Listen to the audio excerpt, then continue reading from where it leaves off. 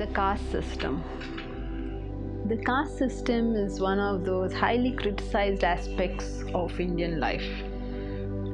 And in fact, a lot of that criticism is justified if you read something from Ambedkar or any of that kind of literature, any of the Dalit literature. It is appalling. It is truly appalling how the lower castes have been treated, and how this whole system somehow reached a state where we were actually, what was meant for the benefit of humanity became actually a inhuman system. But if you forget about this recent history and trace back to what was that system, then we understand something really wonderful about human nature itself from this system. It's a system that is probably prevalent all over the world. It is just that in India it was very nicely ordered and put down. Now, there is a common belief in this country and all over the world, obviously, because of it, that the caste is something that comes to us from our parents. We are born into a particular caste. The Bhagavad Gita does not hold or subscribe to this view. If you read the 18th chapter of the Gita, repeatedly, not once, but repeatedly, he uses the word swabhavajam. Swabhavajam, swabhava, nature, jam, born. It is born of your own nature. It is in fact born of your gunas. So your caste is nothing but your own nature.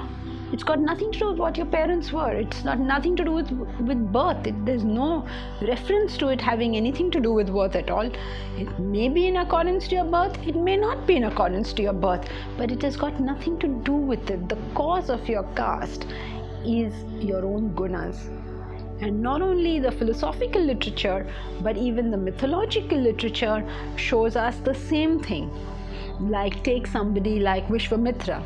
He was born in a Kshatriya family, but the story goes that with his own hard work, he raised himself to a Brahminical level.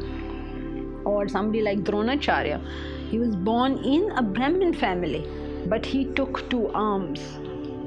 In more recent times, we can take examples like Ambedkar, who was born into a Shudra family, into this so-called lower caste family, but lived a Brahminical life. He wrote the Constitution of India. So, birth has got nothing to do with caste. It is swabhavajam. It is born of our own nature. Now, what nature? Our gunas.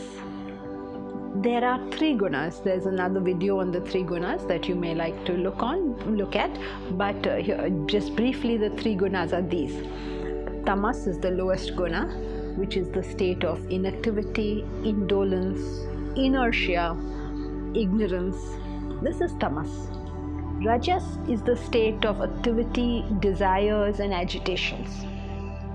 And sattva is the state of being transactive, of equanimity, of poise, of clarity. Now, every human being is made up of these 3 gunas, each one of us. When sattva predominates, as the Gita says, it streams forth from all the gates of the body. Means it predominates. Everything about that person is sattvic. So let's say he's 80-90% sattvic. Such a person will be Brahminical. He'll have like 80-90% sattva, maybe 5-10% rajas, and a little tamas, 5%, maybe 2-3-5% tamas. Such a person is a Brahmin. What will he be? He'll be a clear thinker. So what kind of occupations will he take to? He can take to occupations like religion and philosophy and teaching. Brahmins are kind of like a brain trust. They're think tanks. They can give you the best advice because they're so clear in their thinking. Because sattva is so predominant in this person. So when sattva is very high in an individual, he would be a Brahminical person. When rajas is very high in a person, the state of activity and desire, now this person is very different. He's a Kshatriya. He's a warrior. He will go out and fight wars. He's very dynamic. He'll go and conquer territories. He'll go and do all this new stuff. He wants to see what's there. He'll be very chivalrous. He'll have what people loosely call personality. He'll stand out. He's like the royalty. So these are the Kshatriyas, where the Rajas content is very high. They are your best friend or your worst enemy, that kind of stuff. So when Rajas is 70, 80, 90%, then a person is a Kshatriya.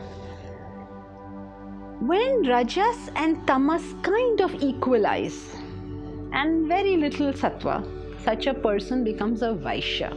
Vaishya is like traders, agriculturalists, things like that. Now these people don't have so much Rajas to be that dynamic and proactive and all of that. So what does a trader do? He sits in his shop, you go to his shop, you give him 20 rupees and he gives you something in exchange. So the Tamas and the Rajas have kind of equalized. And when Tamas goes up to 80-90%, this person is not capable of thinking. He'll be too dull to think. So he will take to things like menial work, like servants, He can't think for himself. He has to be told what to do. So the lowest category will need that kind of work. Now each person, based on his guna, has to choose the kind of work that is more suitable to him. And through that, as the Gita says, he will attain both material prosperity as well as spiritual growth. So this was a very intelligent division of human beings. This division is true for all human beings. It is not an Indian division. This is not true for Indians or Hindus. This is true for everybody across the globe. And this intelligent division of labor based on a person's gunas would have helped people be satisfied in what they do, as well as do well at whatever they do, because that occupation would have been the most suitable for them.